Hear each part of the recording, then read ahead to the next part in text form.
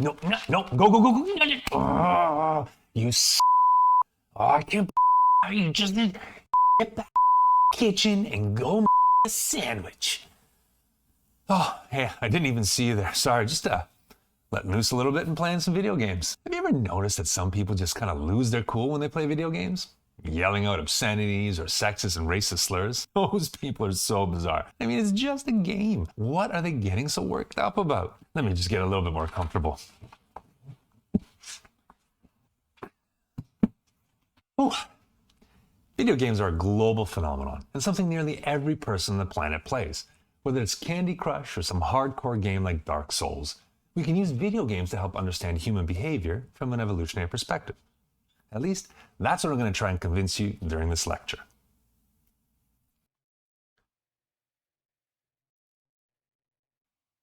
Video games are fun. There's no doubt about it. They can transport you to a different world, challenge you, make you feel like a god, or just help you whittle away the time when you're a bit bored. So it's no wonder that video games are so popular. And according to the Entertainment Society of America, there are over 227 million gamers of across all ages in the US. About 55% of them identify as male and 45% as female. And the average age of the gamer is 31 years old. So with stats like these, it's hard to believe that not everyone plays video games. When I think about these kinds of stats, I think, why? Why are so many people drawn to video games? I'm sure they're fun, but why video games? Now, if you ask people like the ESA did, you get answers like people use them to relax or fill in time while taking a break, to escape or be entertained, to spend time by themselves, to solve a problem, be comforted by something familiar. But there's a problem with all these ideas. They're all self-reports. This is why people think they play video games. The underlying factor may be very different. And that's where a bunch of psychology folks came up with the idea of self-determination theory. The idea goes that intrinsic factors motivate individuals to play, like having fun or challenging yourself.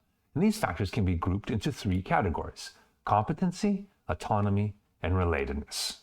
Competency is when you feel challenged and you have the opportunity to grow and gain new skills. And if you think about video games, they're designed to make you feel as if you're achieving something.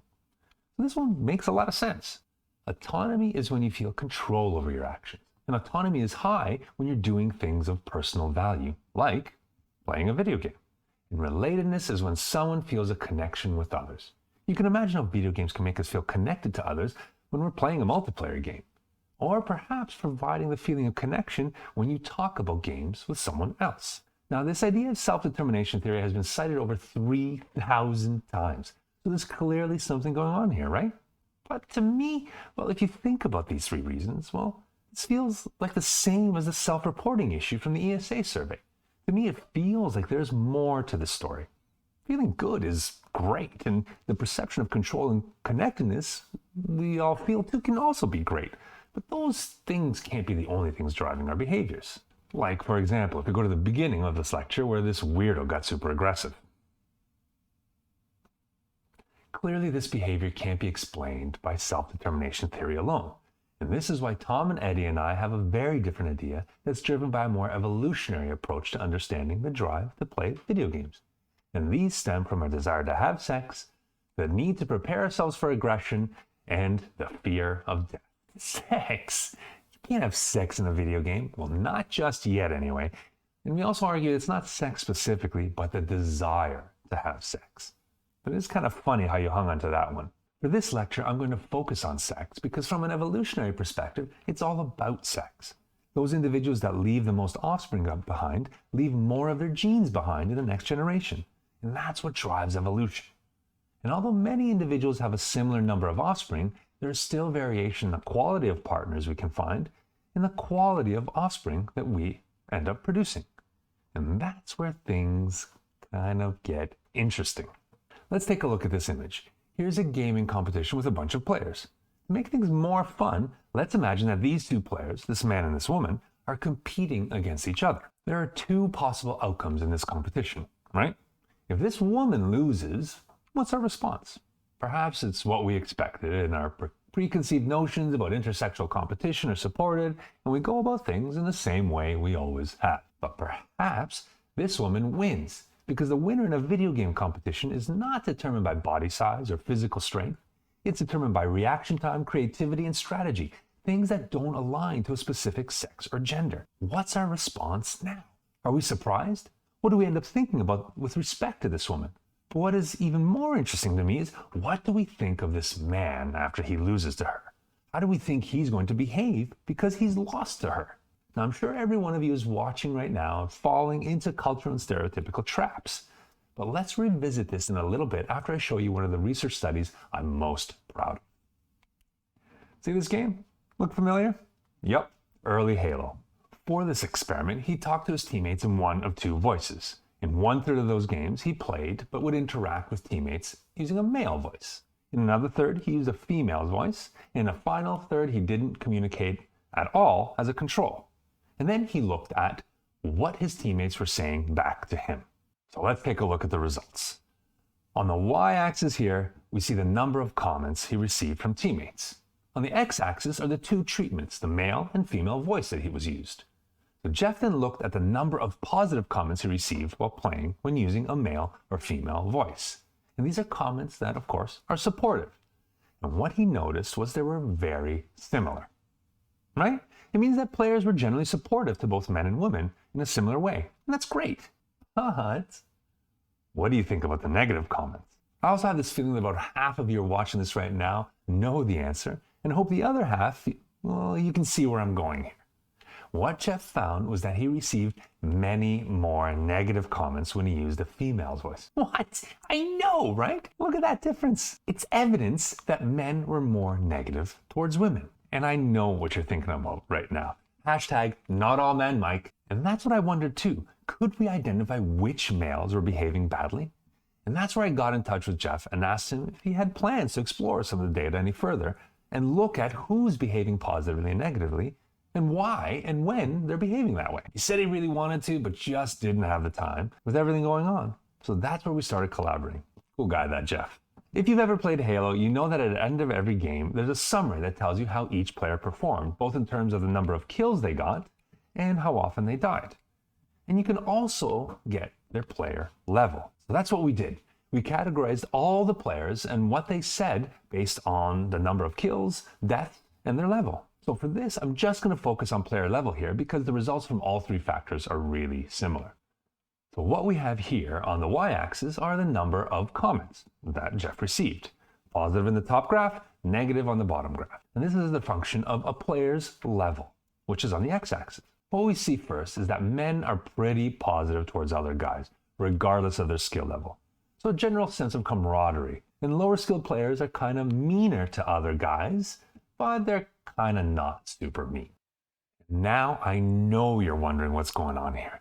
And this is something, once again, that about half of you out there already know the answer to, and the other half, well, this may seem to surprise you a little bit.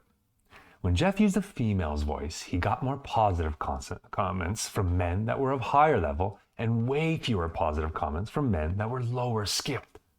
And what do you think happened with the negative comments? You guessed it.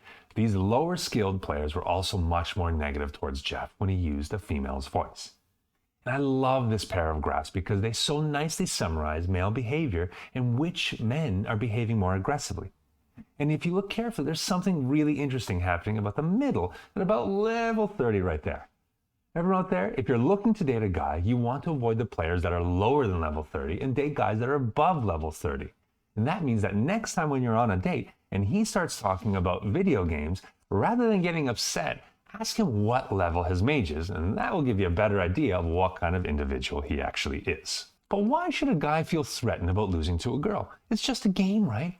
Well, if we think about what's happening here, you have men competing against women in some sort of a contest. And this is really common across a lot of fields, isn't it? Think about business or medicine or any competitive field where individuals are trying to be the best.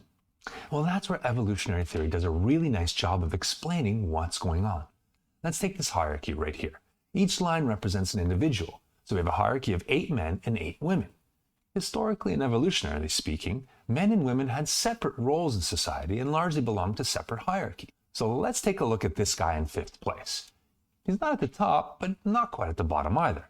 And if we think about how individuals will pair off in this scenario, this guy in 5th place won't be able to pair with a mate above his own quality, but 5th place isn't too bad because there's still some choice. But what happens if men and women are considered part of the same group and belong to the same hierarchy? All of a sudden, losing to a girl means that he's no longer in 5th place and is now in 9th place. And 9th place is a lot worse than 5th place. But what should a person in this situation do? Well, there are 2 things they can do, right? The first is that they can get better. If you want to be in 5th, then you need to outcompete everyone to get to that spot. But getting better is hard work, isn't it? Because you need to outcompete and get better than 3 people to get back to that spot. But there's another way, and a much faster way to get back into 5th place. And our results from that last study should help you come up with that idea. That's right, it's to remove those women from the hierarchy from competing at all. And isn't that simple? If you make them not want to compete, then you can ensure you get back up to 5th place without having to get any better or work any harder. What a great idea. And how should you do that? Well, the easiest way is through negative comments that make women not want to be part of the competition. Solved. How simple was that? So here we have an evolutionary explanation for why some men are more aggressive and sexist towards high-achieving women. It's because they feel threatened. The 2 things that I love about these results is that they demonstrate why some men are behaving badly. And the second thing is they demonstrate what's wrong with our culture. The idea that losing to a woman is demasculating. These results demonstrate to solve the problem is to change the culture and the language around competition. It's not losing to a woman or to a girl, it's just losing. The sex or gender of the individual you've lost to is irrelevant. The sexual comparison exists only because we've had separate hierarchies for so long, and that separation is now irrelevant. But there's another way to solve this problem, a way that I think is a lot more fun. And that's asking women to play a lot more video games. Given how video games mimic real-life competitions, Tom, Candace, and I were interested in exploring how playing competitive video games could affect how one perceives themselves. And here's what I mean by this. If you're doing something and you do it well, how does that make you feel? It makes you feel pretty good about yourself, right? It kind of falls into the idea that competence in self-determination theory. But we can take that a step further and bring it into evolutionary context.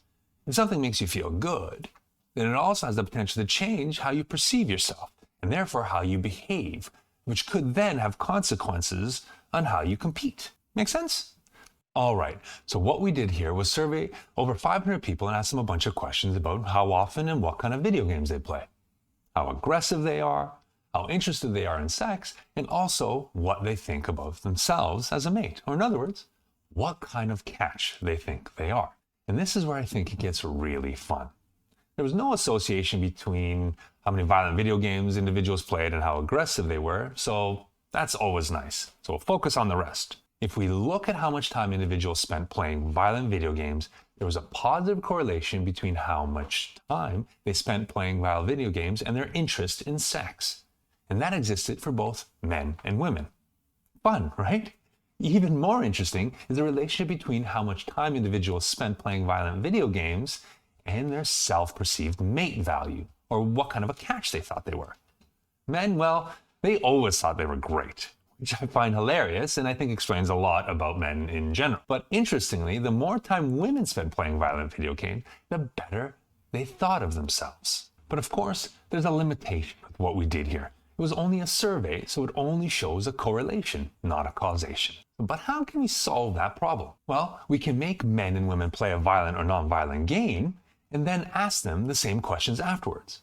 In other words, can we cause a change in how they think of themselves as a consequence of what they're playing? The first thing that I want to show you is that we can actually alter how individuals perceive they performed in a game based on what game they played. Individuals that played a non-violent puzzle game thought they did much better in the game than individuals that played a violent game. So we can actually manipulate what individuals think of their own performance based on what game they play. And that manipulation has the effect we thought. Individuals that perceived that they did better thought more highly of themselves and felt that they were a better catch. And that was both in men and women. So there you go. Now we've gone full circle and used video games to understand which individuals are behaving badly, and also shown that video games can be used to understand how individuals perceive themselves and why they may be behaving the way that they do.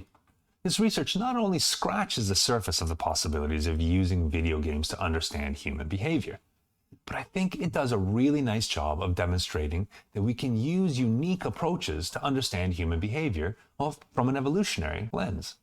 But I also hope it demonstrates a few other things to you. And that first thing is that although there are a lot of established theories out there that can explain things, sometimes we need to shake things up and come at a question from a new angle to be able to discover new things. And that leads me to the second point. There's still so much for us to learn.